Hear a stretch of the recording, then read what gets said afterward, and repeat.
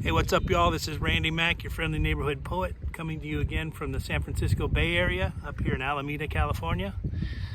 Now with my fresh new porn mustache, straight out of 1977. At any rate, someone had suggested that I read to you some of the poems from my pending manuscript, and I think that's a good idea. First, I'll give you a little background about why this was such a miserably beautiful time for me. It was miserable because, well, it's hard to get anything done when you're sitting on a bar stool all day.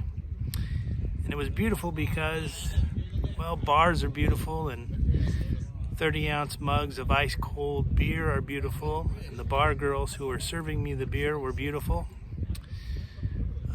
And it allowed me the time to commune with my dead relatives and the muse to do some writing. So, without further ado, I thought I'd read you some of the poems from my pending manuscript. This one's from the first section, called On Working, and it's entitled The Banker.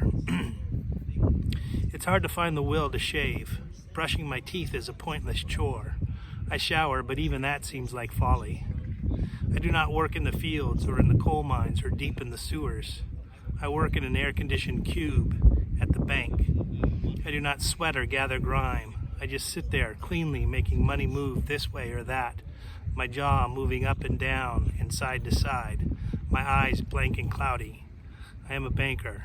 It's hard to find the will for many, many things. And this next one is called The Mad Scientist. Drunk on wine, your old man misses Kennedy's space speech there at Rice University. You can't blame him, though. Old man's been waiting for so long, even the most vigilant would have given up. So as he lay on the powder blue sofa, slowly angering at your dog's easy life, Kennedy delivers the goods to a moderate crowd of Texans, LBJ in the audience, smirking as if aware of things to come.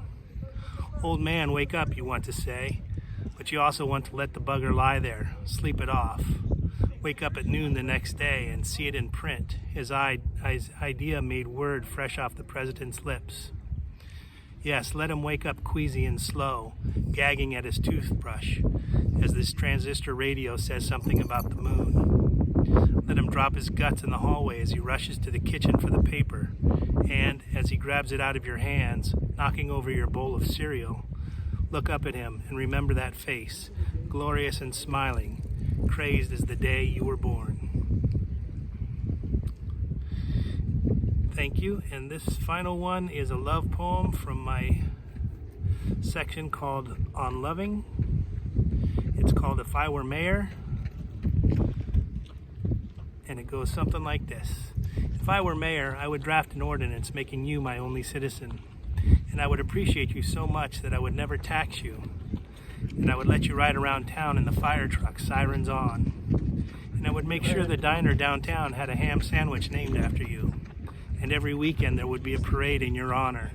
And you would ride on the back of an old DeSoto convertible and wave.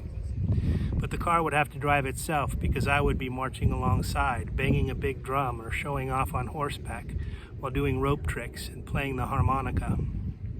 At dusk I would play the U-Spangled Banner on my trumpet, and at nightfall I would launch fireworks into the sky, and we would sit there together for hours holding hands and sipping mojitos in rocking chairs on the porch of an old mansion as the bunting rustles in the gentle breeze and the fireflies come out to mate. And you, having been properly honored, would tell me you love me, lighting a fire in me that would burn so bright God himself would be forced to wear shades as he sits in his lawn chair and smiles, having very much enjoyed our show. So again, I'd like to thank you all for your support this far. If you wouldn't mind clicking the button to the right there and submitting a little extra money to help bring this thing to fruition, that would be terrific. Thank you again.